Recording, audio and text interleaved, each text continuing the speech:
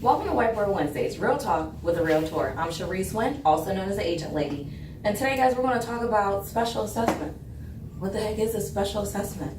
Well, if you don't live in a condo, you don't have to worry about it. But if you do, it's something that you want to ask prior to maybe putting in an offer.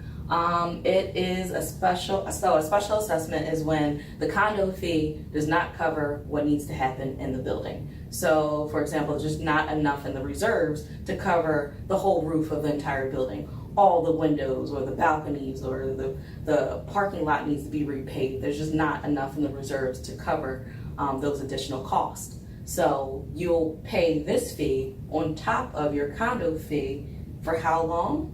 Sometimes they give you a definitive date and sometimes they're not so sure. So something you want to get an idea before you solidify that offer of if they're expecting any type of special assessments, how much are in the reserves, things of that nature.